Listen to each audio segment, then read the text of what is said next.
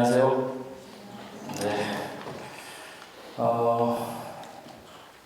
네. 반갑습니다. 저는 그 담임 목회자로 선출되고 오늘 처음 설교를 하는 건데요. 네. 아시는 것처럼 지난주는 전성민 교수님이 설교를 해주셨고요. 제가 설교를 본격적으로 하기에 앞서 간단히 설명을 드리면, 저는 사실 설교의 비중이 한국교회 예배에서 지나치게 너무 큰 비중을 차지하고 있는 거 아닌가에 대한 문제의식은 좀 있어요. 사실 예배가 어떤 예전적 예배 순서 하나하나를 통해서 하나님께서 역사하시고 하나님과 소통해야 된다고 생각을 합니다. 그런 차원에서 저는 예배에서 제 설교 시간 25분에 맞추려고 해요. 제가 해봤거든요. 집에서 시뮬레이션을 돌려봤는데 2,500 담으면 딱 25분 떨어지더라고요. 그래서 설교가 늘어지거나 너무 길어지지 않도록 노력할 예정이고요. 그래서 설교가 너무 길어진다 싶으면 끝나고 다음에 선생님 설교 좀 길어지는 것 같은데 얘기해 주세요. 제가 양 목사님 되실 땐 제가 그런 역할 했거든요. 양 목사님 설교 요즘 계속 길어집니다 이런 역할 했었는데 저한테 오셔서 그런 얘기를 살짝 해주셔도 좋을 것 같습니다. 그리고 저는 3주는 제가 연속으로 설교를 하고 한 주는 다른 분이 설교를 하는 방식으로 설교를 진행할 예정이에요. 그게 이제 청빙 과정에서 설문조사를 했을 때 주빌리 교회의 매력 중에 하나가 다양한 분의 설교를 들을 수 있는 것, 그게 이제 주빌리 교회의 장점이라고 말씀을 하셔서 저도 그 부분에 동의를 했고요. 그래서 주빌리 플랜에 그렇게 편성을 해서 진행을 했습니다. 설교라는 시간을 생각해 봤습니다. 저는 매주 설교라는 거를 한국교회에서는 새벽 예배도 하고 수요 예배도 하고 금요 예배도 하고 엄청 많잖아요. 근데 주빌리에서는 일주일에 한 번인데요. 이 자리가 굉장히 부담스러운 자리라고 생각은 했어요, 사실. 또 반면에 매주 한 개인에게 일정한 시간에 발언권이 주어지는 것, 집중할 수 있는 발언권이 주어지는 것은 어떤 측면에서는 상당한 특권이 주어진 자리라고 생각을 또 했어요. 부담스럽지만 중요한 시간이 저에게 맡겨졌다는 것을 제가 충분히 인식하고 최선을 다해서 여러분을 뵙겠다라고 그렇게 말씀을 드리고 싶습니다. 이제 본문으로 들어가겠습니다. 오늘 본문은 빌레몬서의 도입부에 있는 첫 세 구절입니다. 빌레몬서 어떤 성경일까요? 사실 제가 유스들이랑 빌레몬서를 한 3주에 걸쳐서 계속 말씀을 나누고 있었어요. 유스들은 저한테 들었던 얘기랑 좀 겹치는 부분이 있을 텐데 라고 했지만 유스들한테 설교했던 부분과는 조금 더 확장해서 더 들어가죠. 네, 그렇습니다. 빌레몬서는 성경 전체가 그냥 한 장이에요. 빌레몬서 2장은 없습니다. 1장입니다. 1장으로 끝나는 아주 짧은 성경입니다. 여기서 제가 간단히 성경 퀴즈를 내볼게요. 성경 66권 중에 가장 짧은 성경은 어떤 성경일까요? 혹시 아시는 분 대답해 주셔도 되고요. 네. 제가 요한이서입니다. 요한이서. 가장 짧은 성경. 분량이 가장 짧은 성경. 성경 전체 66권 중 요한이서고요. 그럼 구약에서 가장 짧은 성경은 오바댜입니다. 마지막으로 그렇다면 빌레몬서처럼 한 장, 1장으로만 구성된 성경은 어떤 책이 있을까요? 5권 있거든요. 좀 전에 나왔던 오바댜, 빌레몬서, 또 뭐가 있을까요? 3권이 더 있겠죠? 아시는 유다서 이런 거 아시잖아요. 한 장으로 되어 있잖아요. 그 다음에 요한이서, 3서, 오바댜 그렇게 되어 있습니다. 제가 가끔 이런 퀴즈를 유스예배에서 낼 때는 유스예배는 조금 더 이렇게 재밌게 하려고 노력을 해요. 유스 친구들은 재미없다고 생각할 수 있지만, 그래서 퀴즈 마치면 막 지갑에 있는 여기 뒷주머니 10불 꺼내서 주고 막 이런 것도 하거든요. 여기서는 다다음 주에 한 번 더 준비해 보도록 하겠습니다. 오늘은 없습니다. 네. 근데 아까 언급한 5개의 성경, 오바댜, 빌레몬서, 요한이서, 요한 3서, 그리고 유다서. 요 5개의 성경은 그렇다면 성경 전체적으로 주목을 받을까요? 많이 받지는 못합니다. 주목을 받지 못해요. 왜냐? 일단 분량이 적으니까 설교할 거리가 적어요. 설교 시간에 많이 다뤄지지 않습니다. 그렇다면 저는 왜 주빌리 교회의 담임 목회자로 뽑히고 첫 번째 아주 중요한 설교인, 어떻게 보면 이미지를 좌우할 수도 있는, 계속 오래가지는 않겠지만 중요한 설교 본문을 왜 빌레몬서로 정했을까요? 그동안 최근에 많이 묵상하고 살펴봤던 본문이기도 하죠. 그렇지만 또 다른 이유가 있습니다. 그것은 이제 결론 부분에 제가 이따 말씀드리겠습니다. 성경 66권 중에 짧은 성경 이야기를 하다가 잠깐 이야기가 샜는데요. 빌레몬서에 대해서 우리가 이제 몇 주간 보려고, 한 3주 정도, 3, 4주 정도 보려고 하는데요.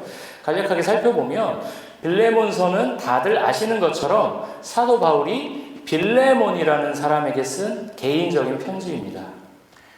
빌레몬은 골로새 교회 성도로서 자신의 집에서 예배도 드릴 정도로 굉장히 칭찬을 받았던, 그리고 좀 유복했던, 좀 여유가 있었던, 집에서 예배를 드리려면 공간이 좀 넓어야겠죠? 상대적으로 유복하다라는 평가를 학자들은 주로 하더라고요. 그러니까 여유가 있었다, 경제적으로. 그런 사람이었습니다. 당시 골로새 교회의 중요한 리더로서 중요한 역할을 하던 사람이었습니다.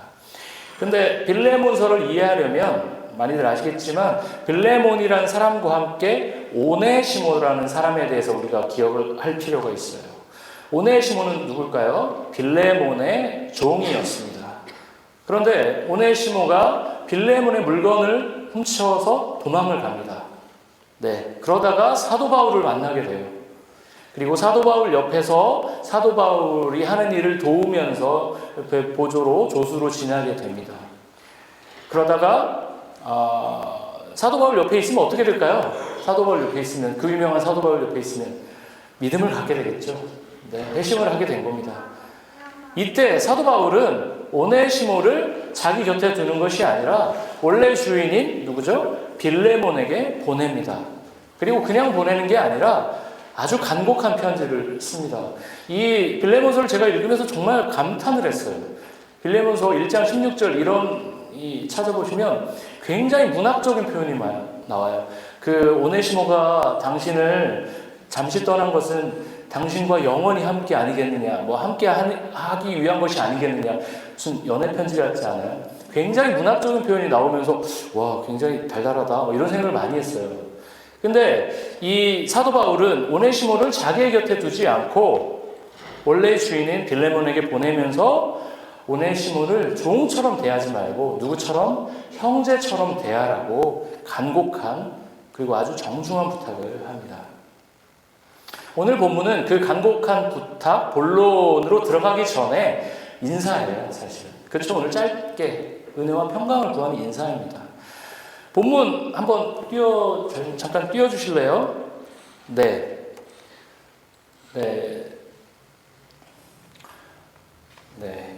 이게 그리스도 예수를 위하여 1절 보면 갇힌 자 된 바울과 및 형제 디모데는 우리의 사랑을 받는 자요 동역자인 빌레몬과, 여기까지 제가 개역 개정에서는 이렇게 나오거든요. 이걸 보면 1절 보면 이 빌레몬서가 어떤 상태에서 쓰인 성경이라는 걸 우리가 알 수 있죠. 옥중서신이라는 것을 알 수 있습니다. 옥중서신. 네, 감옥에서 쓴 편지라는 거예요. 감옥에 갇혀서, 로마 감옥이라고 학자들은 유추를 합니다. 1절과 2절에 걸쳐서 이 편지를 받는 사람들에 대한 설명을 하고 있습니다. 빌레몬과 누구죠? 아비야, 그리고 아키뽀, 그리고 빌레몬의 집에서 함께 모임을 하고 예배를 드리는 믿음의 형제들이 이 편지의 수신자들입니다. 오늘 본문에서는 그 뒷부분은 조금 추가가 된 것 같아요. 원래는 없는 것 같은데, 그죠? 네. 오늘 수신자들은 빌레몬과 아비야, 그리고 아키뽀, 그리고 빌레몬의 집에서 함께 예배를 드리던 사람들입니다. 빌레몬에 대해서 제가 좀 전에 간단히 설명을 드렸는데요. 또 다른 이름들이 나옵니다. 아비야는 누구냐면 빌레몬의 아내일 거라고 얘기합니다. 그리고 아키뽀는 빌레몬의 아들이에요. 그래서 사실은 여기 언급된 인물들은 다 빌레몬의 가족들인 거죠. 네, 3절 한번 보여주세요. 하나님 우리 아버지와 주 예수 그리스도로부터 은혜와 평강이 너희에게 있을지어다 라고 얘기하고 있어요. 1, 2절에서 배경 설명을 하고 오늘 주된 설교의 내용은 3절에서 나온다고 보시면 돼요. 하나님 우리 아버지와 주 예수 그리스도로부터 은혜와 평강이 너희에게 있을지어다. 이 말씀은 여러분의 귀에 상당히 익숙하실 거예요. 사도 바울이 여러 서신서, 편지 형식으로 된 성경에서 어떤 인사를 할 때 의뢰의 쓰는 표현입니다. 그런데 우리에게는 익숙한, 성경을 많이 봤기 때문에 익숙한 은혜와 평강이라는 이 단어가 그 당시에 일반적인 편지에서는 잘 사용되지 않던 형식이었습니다. 혹자들은 이걸 뭐 이 당시에 헬라 문화에서 그리스 문화에서 많이 썼다라고 하는데 그건 잘못된 정보고요. 많이 익숙하게 쓰던 정보는 아니었습니다. 편지 인사말은 아니었습니다. 은혜와 평강이라는 이 단어 오늘 두 가지만 생각하시면 될 것 같아요. 은혜와 평강, grace and peace. peace는 뭐 평강, 평화, 평안. 근데 저는 평화라는 단어를 가장 좋아하긴 하는데요. 오늘 성경 개역 개정에 평강이라고 있어서 저는 평강, 평화를 오늘 그냥 혼용해서 섞어서 쓰도록 하겠습니다. 이 은혜와 평강이라는 단어의 조합을 헬라 원어로 살펴보면 카리스가 은혜고요. 카이는 엔드입니다. 그 다음에 에이레네, 그거는 평화, 평강이겠죠. 카리스, 카이, 에이레네. 같이 한번 해보실까요? 너무 어렵나요? 카리스, 카이, 에이레네. 카리스, 카이, 에이레네. 네, 카리스는 은혜고요. 카이는 엔드. 그 다음에 에이레네. 에이레네는 조금 들어보셨죠? 에이레네. 그거 뭐 이렇게 뭐 예명 에이레네 이런 거 뭐 쓰시잖아요. 닉네임 에이레네. 그게 뭐죠? 평강, 평화입니다. 네. 에이레네는 사실 헬라식 표현이죠. 헬라라고 하면 좀 뭐 그리스식 표현입니다. 예, 그리스식 표현이 에이레네고요. 히브리어 그걸 그 유대인들의 표현, 히브리어로 표현하면 뭘까요? 그러면 샬롬이 되겠죠. 우리는 샬롬이 훨씬 더 익숙하죠. 샬롬 뭐 이런 거 하잖아요. 이게 이제 유대인들이 흔히 썼던 인사예요. 평안, 평화, 평화로우십시오. 한국말로 뭐 하면 밤새 무탈하셨습니까? 뭐 이런 뭐 표현이 되겠죠. 네. 이쯤 되면 뭐가 복잡하다 싶을 것 같은데 제가 원어를 얘기한 건 제가 뭐 리젠트에서 헬라어 히브리어 빡세게 공부했다고 자랑하려고 한 건 아니고요. 물론 너무 힘들었습니다. 전성기 교수님 제가 입학 처음 했을 때 원어부터 하라고. 한국 학생들은 원어, 히브리 헬라어는 무조건 성적이 잘 나온다. 외우는 거니까요. 왜냐하면 똑같이 외국어니까 잘 나온다고 했는데 제가 막 고전했습니다. 안 외워지더라고요. 전성기 교수님은 24살에 한 거고 저는 40살에 한 거라 기억력의 차이가 나중에 정 교수님 저한테 미안하다고 내가 그 갭을 생각을 못했다고 엄청 뭐 저 죄송하고 힘들었습니다. 어쨌든 돌아가면 원어 아까 카리스카이 에이레네는 결론적으로 말씀드리면 헬라식 인사와 히브리식 인사가 절묘하게 조합된, 그러니까 이거는 사실 사도 바울만이 쓰던 절묘한 표현이에요. 그러니까 이건 어떤 측면으로 보면 유대인들, 히브리식 표현이 익숙한 사람들에게는 에이레네라는 단어가 더 많이 와닿았을 거고요. 이 뭐죠? 카리스, 요거는 그 당시 그리스 문화, 헬라 문화가 익숙한 사람들에게 더 익숙한 인사의 표현이었습니다. 즉, 이 카리스카이 에이레네는 유대인들과 헬라인들 모두가 들어도 불편하지 않은, 그러면서 사도 바울이 만들어서 쓴 아주 독창적인 인사입니다. 그러면 은혜와 평화라는 이 인사의 어떤 의미에 대해서 조금 더 살펴보겠는데요. 은혜, 그러면 오늘 찬양 제가 올린 거 보고 신동원 선생님이 선곡하셨는지 모르겠지만 첫 번째 찬양이 은혜였어요. 예, 은혜 없이 우리가 할 수 없다. 뭐 이런 맥락이 쭉 여기서 찬양에서 나왔는데요. 은혜라는 단어를 제가 국어사전을 찾아봤습니다. 사랑으로 베풀어주는 혜택, 이렇게 정의되는데 굉장히 좋은 표현이었어요. 정의였어요. 우리가 은혜를 입었다 하면 사랑으로 베풀어주는 혜택을 받았다. 그냥 사랑으로 이렇게 누군가를 섬겨주는 것, 그걸 은혜를 입었다, 이런 식으로 이제 국어사전에서 해석을 하더라고요. 네, 은혜라는 표현이 그러면 성경에서 어떤 부분에서 많이 나올까요? 우리에게 익숙한 부분을 찾아보면 로마서 3장 24절, 그러나 사람은 그리스도 예수 안에서 얻는 구원으로 말미암아 하나님의 은혜로 값없이 의롭다는 선고를 받습니다. 또 다른 말씀을 찾아보면 에베소서 2장 8절에 여러분은 믿음을 통하여 은혜로 구원을 얻었습니다. 우리의 노력이 아닌 하나님의 선물로 우리에게 주어진 구원을 수식할 때 은혜라는 표현이 사용됩니다. 이런 접근은 우리가 이미 은혜라고 하면 우리가 이미 인지하고 있고 인식하고 있는 은혜라는 단어의 사전적 의미와 사실 비슷해요. 우리가 은혜라고 인식하고 있게 틀린 개념이 아니라는 얘기를 제가 하고 있는 거예요. 아, 주님, 하나님의 은혜, 우리가 은혜 덕분에 구원받았으면 맞는 표현이라는 거죠. 네, 우리의 죄성에도 불구하고 우리를 정말 그 사냥개가 먹이를 쫓듯이 쫓아다니시면서 우리를 구원하시는 하나님의 은혜, 적절한 하나님의 은혜에 대한 수식입니다. 은혜는 그런 의미를 담고 있습니다. 그렇다면 평강, 평화는 어떤 의미를 담고 있을까요? 헬라식으로 하면 아까 말씀드렸듯이 에이레네보다는 샬롬, 우리에게는 에이레네보다는 샬롬이 더 가까이 와닿습니다. 샬롬, 그러면 샬롬이라는 단어의 어떤 신학적 의미를 간단히 살펴보겠는데요. 어떤 하나님 나라의 신학의 관점으로 보면 하나님이 창조하신 이 세상이 완벽하게 운영되는 상태, 하나님께서 세상을 창조하셨잖아요. 근데 인간의 죄로 인해서 이게 깨지고 타락됐죠. 그래서 우리가 서로 미워하고 갈등을 일으키고 전쟁을 일으키고 환경이 파괴되고 인간과 자연과 하나님이 깨져 있는 상태로 우리가 지금 살고 있는 거잖아요. 그걸 회복하시기 위해 예수 그리스도가 오신 거고, 그런데 그 깨지기 전에 완벽한 상태, 그 상태가 뭐다? 샬롬이다라고 신학적으로는 정의합니다.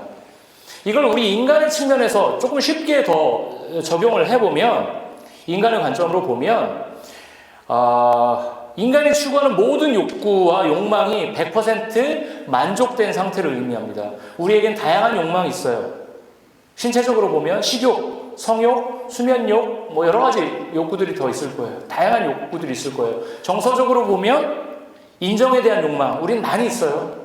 저도 그런 욕망이 많이 있는 사람이에요. 자아실에 대한 욕구, 등등 다양한 욕망이 존재합니다.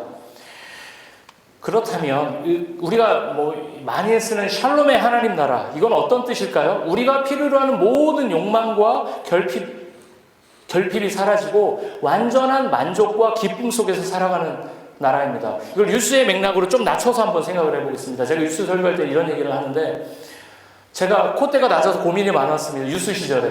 지금보다 코가 더 낮았어요. 제가 콧대가 높은 편이 아니거든요. 할머니께서 항상 제가 할머니 코를 닮았는데, 어릴 적 한 7살, 6살, 우리 성관이는 콧대가 없고 코 구멍만 있어, 이러면서 항상 걱정을 하셨어요. 근데 유아가 사실 너무 예쁘지만 지금 제 코를 너무 빼닮았거든요. 그래서 저는 기대가 있어요. 좀 크면서 조금씩 콧대가 살 거다라는 기대가 있어요. 근데 유스 시절에는 외모에 대한 관심이 많잖아요. 내가 5cm만 더 컸으면 이 연예계를 뒤집어 놓을 텐데, 내가 눈이 조금만 시원하게 생겼으면, 앞트임이 조금만 있었으면, 여러 가지 그런 게 있을 거 아니에요. 그런 욕망들이 완벽하게 채워진 상태가 샬롬이에요. 그러니까 사실 샬롬은 언제 완벽하게 이루어질까요? 예수께서 다시 오셔야 완전한 샬롬이 이루어집니다. 그전에는 우리는 계속 결핍 속에 살아갈 수밖에 없어요.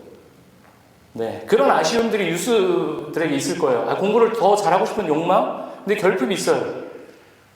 제가 예전에 그런 얘기 들은 적 있어요. 강남에서는, 대치동에서는 영어를 한 문제 틀리면 3등급이래요.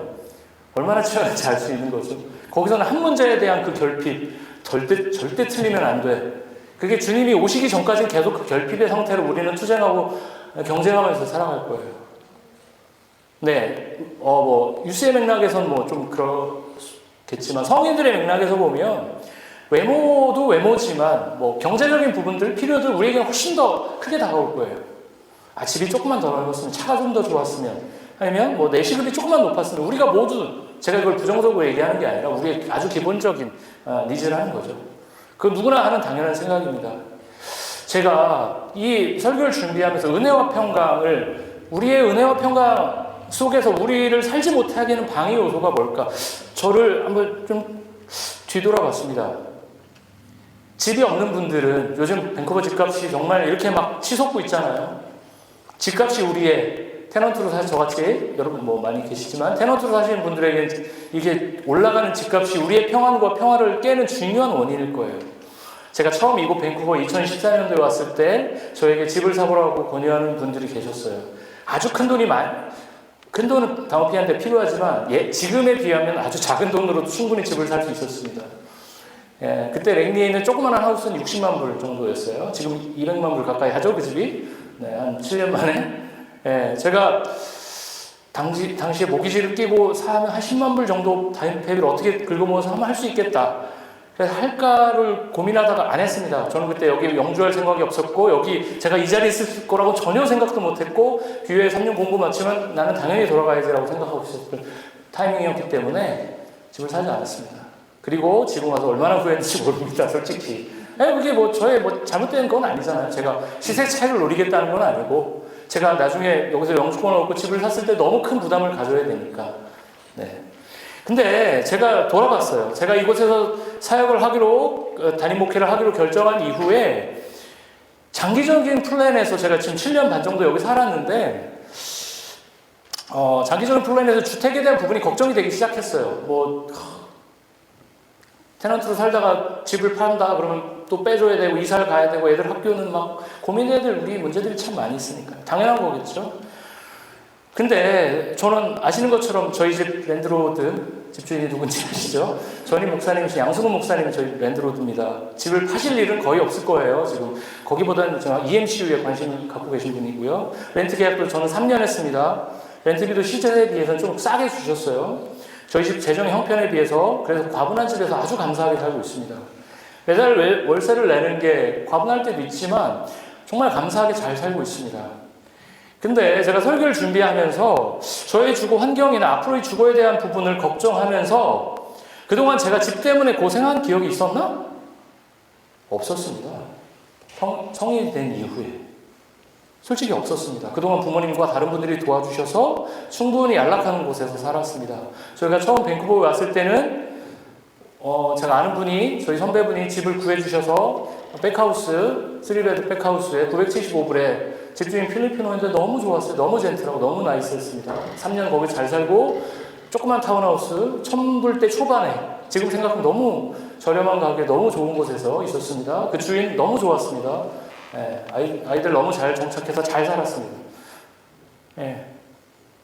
근데 설교를 준비하면서 왜 주거에 대한 불안함이 시작됐을까 생각해 봤는데 제가 지금 누리고 있는 주거 환경이 너무 좋으니까 이걸 놓고 싶지 않은 거예요. 이걸 계속 유지하고 싶은, 계속 불안함이 생기는 거예요. 어떻게 하면 할 수 있을까? 왜냐하면 제가 여기서 이제 올해 자리를 잡겠다고 마음을 먹었기 때문에 담임목회가 된 이후에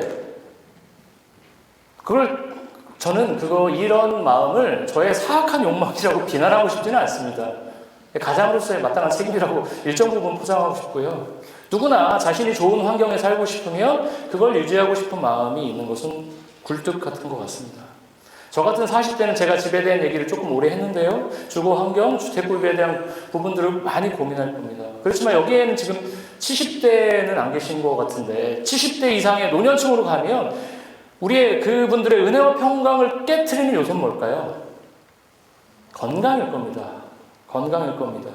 여러 가지가 있겠지만 건강일 겁니다. 제가 등산 요즘에 꽂혀 있는 거 아시죠? 등산 가면서 요즘 자주는 못 가지만 틈날 때 가는데요. 고민이 있습니다. 제가 사실 어린 시절 축구를 굉장히 좋아해서 축구하다가 무릎을 많이 다쳤어요. 그래서 올라갈 땐 괜찮은데 내려올 때마다 무릎을 절면서 내려오거든요. 그러면서 좋다고 또 올라갑니다. 내가 이거를 밴쿠버의 산을 다니면서 이 너무너무 아름다운 이 산을 왜 지금 오르게 됐을까? 7년 동안 난 뭐 하는 걸까? 굉장히 후회를 했습니다. 그리고 내가 나이를 더 들면 이 무릎이 더 아파서 이제 못 올라가는데 내려오지 못하겠지. 이런 두려움들 있습니다. 집에 대한 불안함이든 건강에 대한 두려움이든 이렇게 불안함과 불만족으로 우리는 일상을 살게 됩니다. 우리 각자의 그런 결핍이 있습니다. 그러면 우리가 예수를 믿기로 결단한 순간부터 이런 두려움이 싹 사라질까요? 아니라는 거 여러분들 다 체험적으로 경험하셨죠? 그런 순간은 오지 않습니다. 우리가 서로 바라보면서 축복하고 우리는 형제 자매입니다. 주님 안에서 인 크라이스트 합니다. 형제 자매입니다. 이렇게 쭉 얘기하고 기도하고 축복해주고 마치고 예배를 집으로 돌아가서 우리의 일상을 맞닥뜨리고 월요일에 치열한 일상으로 돌아갔을 때 현실은 오롯이 자신의 몫이라는 것을 우리는 매일 깨닫습니다. 매주 깨닫습니다. 마땅히 그 인생의 부담들을 각자가 져야 한다는 것을 잘 알고 있습니다. 그래서 복음이라는 말이, 하나님 나라라는 말이, 공동체라는 말이 너무나 허망하게 들릴 때가 많이 있었어요. 저도. 여러분들도 그런 경험 하실 거예요. 굉장히 은혜 속에서 찬양하고 우리 예배 공동체입니다. 몸으로 실현하는 해석 공동체입니다. 많이 얘기했지만 돌아가서 현실의 문제에 딱 부닥쳤을 때 허망하다라는 생각이 들 때가 있을 겁니다. 현실은 그렇게 냉혹합니다.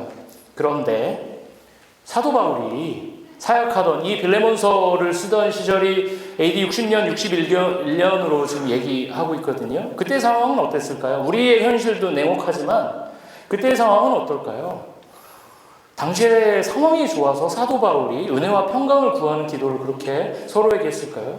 결코 그렇지 않습니다. 사도 바울의 삶은 일면, 한쪽 면만 보면, 원사이드만 보면 굉장히 화려했습니다. 가는 곳마다 주목을 받았고요. 셀럽이었어요. 소위 셀럽이었어요. 가는 곳마다 교회가 세워지고 우상을 섬기던 사람이 우상을 때려치고 회심하기도 하고 얼마나 기뻤을까요? 가는 곳마다 주목을 받습니다. 그야말로 당시 초기 기독교 최고의 셀럽이었습니다. 당시에 페이스북이나 뭐 인스타, 유튜브 채널 개설하면 막 일주일 만에 100만 진짜 찍었을 것 같아요, 이분은. 얼마나 대단한 분이었어요. 그런데 사도 바울의 사역이 그렇게 화려하기만 했을까요? 사도행전을 보면 사도행전에 사도 바울의 사역이 가장 자세하게 나와 있죠. 보면 비참합니다. 사도 바울의 삶은. 17장, 제가 몇 절인지는 기억이 안 나는데요. 아덴, 우리로 얘기하면 아테네에서 설교하죠. 아테네 어떤 고장이죠? 철학의 본고장입니다. 사도행전 17장에 이 사도 바울의 설교는 그래서 굉장히 현학적이고 철학적이에요. 다른 본문에 비해서. 근데 어떻습니까? 이곳에서 몇 명 소수의 회심자, 아주 소수의 회심자만 남고 나머지는 콧방귀 낍니다. 됐어, 무식해. 우리 수준이 안 맞아. 이렇게 천대를 받습니다. 사도행전 14장에 보면 바울이 사람들에게 돌을 맞아서 사람들이 바울이 죽었네? 하고 죽었으니까 죽은 사람 어떻게? 성 밖으로 끌어냈다. 도시 밖으로 끌어냈다는 표현이 있습니다. 사람이 돌을 맞아서 죽은 걸로 이렇게 착각할 정도면 생각하기도 끔찍합니다.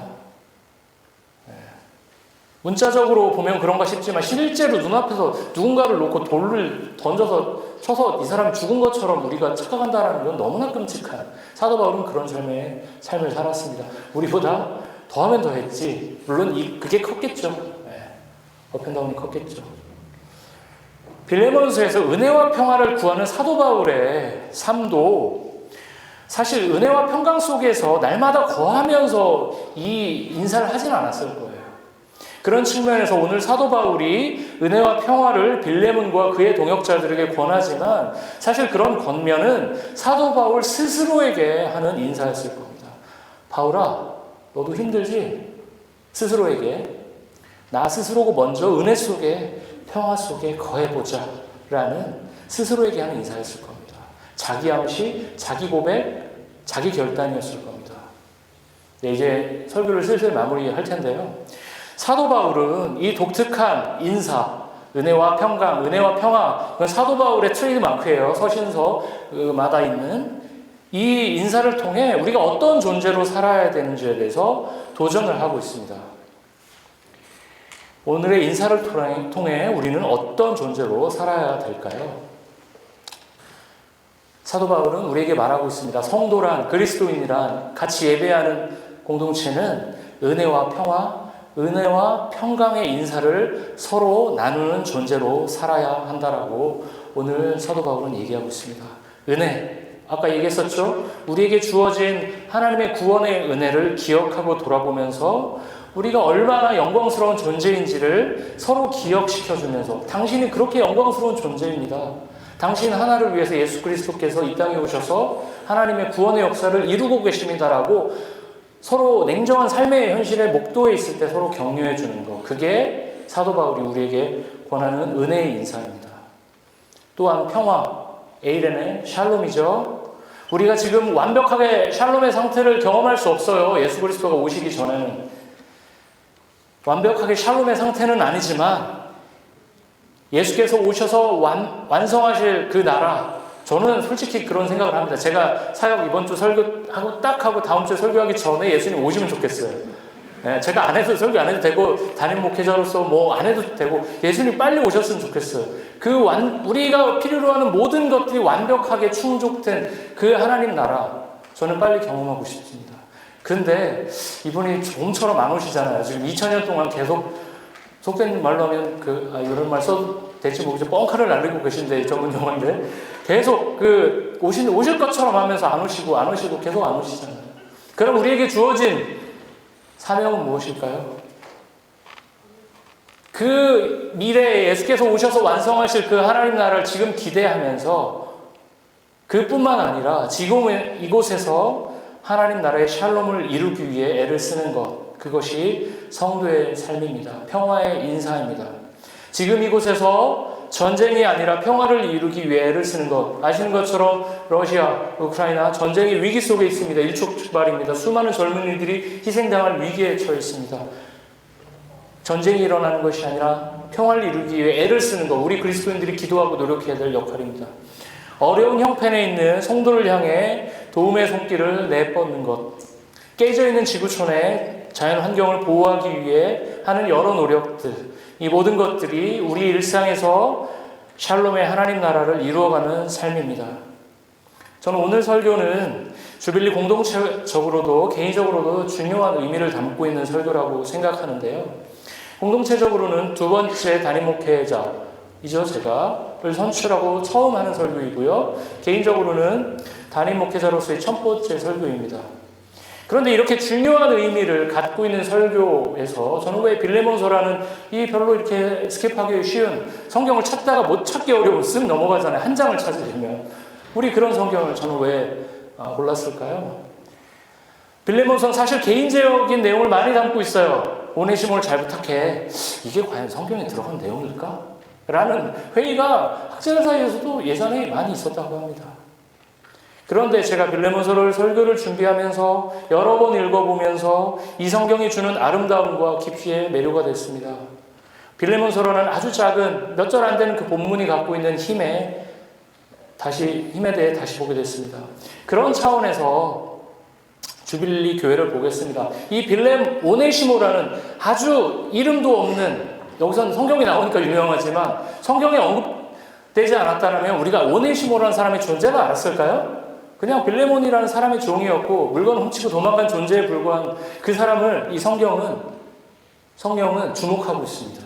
저는 그런 차원에서 주빌리 교회를 보도록 하겠습니다. 아까 신동원 선생님 말씀하셨지만 우리에게 많이 부족합니다. 그런 얘기 했지만 저는 이 부족하다는 얘기를 여기 주빌리 교회 바깥에 있는 특히 개척교회 담임 목사님들한테는 절대 하지 않습니다. 왜냐하면 주빌리는 중형교회예요. 이런 얘기를 듣기 때문에 그분들의 시선에서는 그렇게 얘기하시더라고요. 제가 깜짝 놀랐는데 그럴 수도 있구나. 제가 생각하지 못했던 지점이었어요. 그런데 사실 우리의 입장으로 보면 주빌리 교회 어떻습니까? 일부러 비관적으로 보고 싶진 않지만 그렇게 대단한 교회는 아니잖아요. 인원도 고만고만하고 재정도 빡빡하고 새로 뽑힌 담임 목회자도 그리 대단한 사람도 아니고 11년간 하나님이 선하게 아름답게 인도해 주셨다라고 우리가 얘기할 수 있습니다. 분명히. 그렇지만 외부적으로 볼 때 그렇게 다이나믹하게 사역을 한 것도 아닙니다. 존재감을 뿜뿜하면서 사역을 한 것도 아닙니다. 그런데 오늘 우리는 성부, 성자, 성령, 삼위 하나님께서 그 오네시모라는 아주 별관의 인물, 완전 듣보잡 인물을, 성경의 중요한 인물을 끄집어내서 이 인물 때문에 성경 한 권이 써지는 그런 일들을 만들어내셨습니다. 성경에 드러난 하나님의 인도하심은 교회 역사의 화려한 인물들, 영웅들에게만 초점이 맞춰지는 게 아닙니다. 그런 관점으로 보면 예수님께서 2022년에 밴쿠버 한인교회 중에 하나를 방문하신다면 어디를 가실까요? 당연히 저희 그레이스 교회나 강 건너에 있는 주님의 제자교회를 가실 겁니다. 그런데 예수님 자신은 그렇게 행동하셨나요? 우리의 인간의 기대에 맞게 언제나 그 기대를 깨시면서 이렇게 하시지 않을까 싶을 때 반전을 만드시면서 하셨습니다. 성경 66권은 그리고 예수님께서는 우리에게 엄청난 사역적 성과, 엄청나게 대단한 일들을 만들라고 말씀하시지 않습니다. 우리 모두가 각자의 영역에서 영웅이 되어서 이 사회를 한 번에 바꿀 수 있는 것도 아니에요. 제가 정리하겠습니다. 오늘 본문은 두 가지를 말씀하십니다. 첫째, 우리에게 주님이, 그리고 오늘 사도 바울이 권면하는 것은 우리가 은혜를 입은 사람이라는 것입니다. 우리가 하나님의 구원 계획 속에 포함된 영광스러운 존재들이라는 것을 우리가 서로 권면해주고 서로 격려해 주자는 것입니다. 우리에게 어떤 고된 현실, 아주 고단한 현실이 닥치더라도 이 진리만은 훼손되지 않는다는 것을 우리가 서로 기억하자는 것입니다. 둘째는 무엇입니까? 우리가 평화를 경험하며 이루며 살아가야 하는 존재들이라는 것을 기억하라는 것입니다. 우리가 평화의 삶을 살려면 우리에게 주어진 삶의 조건들에 스스로 만족하고 더 나아가 이웃들의 깨진 삶, 전쟁 같은 삶에 개입해서 그들이 샬롬을 누릴 수 있도록 적극적으로 돕는 삶, 그것이 우리에게 요구되는 평화의 삶입니다. 이민자로 살아가는 것, 자기 가정의, 우리 가정, 각자 가정의 개인의 문제들을 해결하기도 벅찹니다. 처음에 최근에 오셨으니까 더 많이 느끼시겠지만 살림도 없고 아무것도 차도 없고 집도 없고 그러면서 하나하나 갖춰가면서 좀 사람 사는 것 같고 그러면서 친구들 알고 직업도 점점 더 좋은 데로 가고 애들도 영어를 더 하게 되고 이곳에서 안정되게 됩니다. 우리의 삶이 안정됐다라면 우리는 어떻게 해야 될까요? 우리의 삶을 더 안정적으로 가는 게 아니라 새로 오신 분들, 이제 막 적응하는 분들에게 우리 시선을 가야겠죠. 복음을 알지 못하는 사람들에게 샬롬의 하나님 나라가 있다. 이 밴쿠버 땅에도 정말 그 가나안 성도라는 분들이 진짜 많아요. 뭐 코키에는 10,000명이 가나안이다. 뭐 이런 속담은 아니고 그냥 하는 이민교회의 어떤 그런 말 해도 될지 모르겠지만 좀 좋지 않은 현실을 경험하고 상처를 받고 교회를 떠난 분들이 정말 많아요. 우리의 시선은 그런 분들에게 여기 공동체가 있다. 우리가 새로 시작하는 공동체가 있다라고 적극적으로 전할 필요가 있고 의무가 있습니다. 이제 말씀을 정리하겠습니다. 오늘의 말씀은 은혜와 평화입니다. 오늘 본문을 통해서 사도 바울은 주님 안에 함께 존재하는 신자들이 서로의 은혜와 평화를 구해주는 관계라고 정의를 내려주었습니다. 은혜와 평화는 말로만으로는 절대 되지 않습니다. 우리의 찬양으로만도 되지 않습니다. 사랑의 수고와 섬김이 필수적으로 요구가 됩니다. 자신의 삶만 안전하게 지키는 삶의 패턴에서는 도달할 수 없는 삶의 믿음의 영역입니다. 시은 자매가 2주 전에 교통사고를 당했잖아요. 저희 집에 와 있는데 사고가 났다는 소식을 듣고 다다음 날인가요? 그 소식을 듣고 한 성도분이 피지오테라피를 집에서 할 수 있는 기계가 있더라고요. 전 몰랐는데. 근데 그분이 교통사고를 당해봐서 그런 걸 잘 아시더라고요. 그래서 저한테 연락을 해주셔서 저희 집으로 그걸 보내주셨어요. 그걸 하는데 도움이 되는 것 같아요. 네. 어떤 분은 좋은 병원을, 이 교통사고 났을 때는 여기를 가야 돼요. 한 인간이 이 밴쿠버의 모든 정보를 다 할 수 있는 거 아니잖아요. 서로 도우면서 살아야 되잖아요. 그런 얘기도 들었습니다. 거기가 좋구나. 그래서 거기를 데려다 주기도 하고. 서로에게 평화를 주는 행동을 한 것입니다.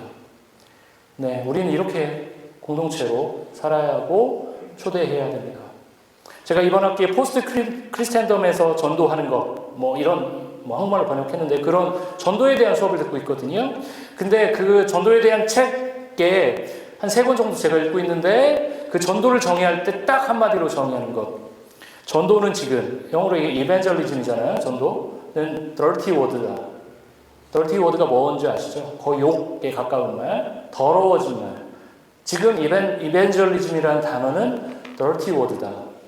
거의 누군가를 전도한다는 표현이 그렇게 보인다는 거예요. 너무 씁쓸하면서도 인정할 수밖에 없었습니다. 그게 왜 그렇게 됐을까요? 왜 그럴까요? 전도라는 단어만 들으면 부정적인 이미지가 왜 떠오를까요? 은혜와 평화라는 양대 복음의 축이 무너졌기 때문입니다. 나 개인이 예수의 십자가 사건으로 구원받은 은혜가 충만한 것은 그리스도인 누구에게나 해당된 것인데 그런데 그 은혜를 기반으로 평화를 이루려는 삶이 부재하기 때문입니다.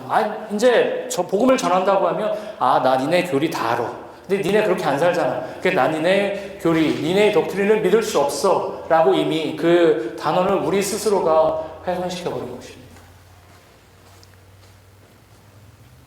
저는 주빌리 공동체가 지금까지 충분히 잘해온 부분, 긍정적인 부분이 있다고 생각합니다. 그러나 우리가 마땅히 더 감당해야 할 부분이 있다고 또한 생각합니다. 각자가 전인격적으로 성장하고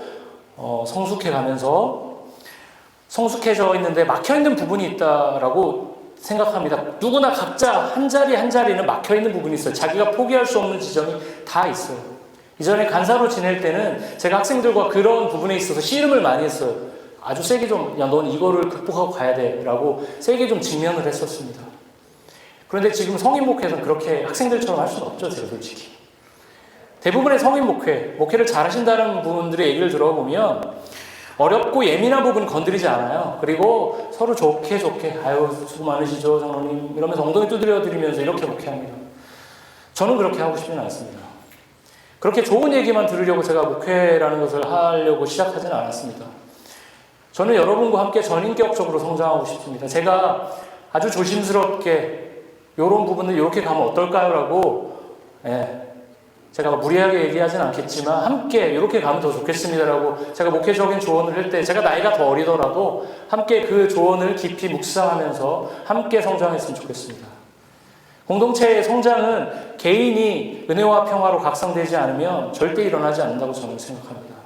오늘 주어진 은혜와 평화라는 단어를 우리가 한 주간 묵상하면서 각자의 삶에서 내가 추구해야 될 은혜의 삶, 평화의 삶은 무엇일까 고민해 보시면서 한 주간 사셨으면 좋겠습니다. 주빌리 공동체 안에 은혜와 평화가 충만해지길, 진심 어린 은혜와 평화의 인사가 서로에게 건네지길 소망합니다. 네, 오늘 말씀을 마치도록 하겠습니다.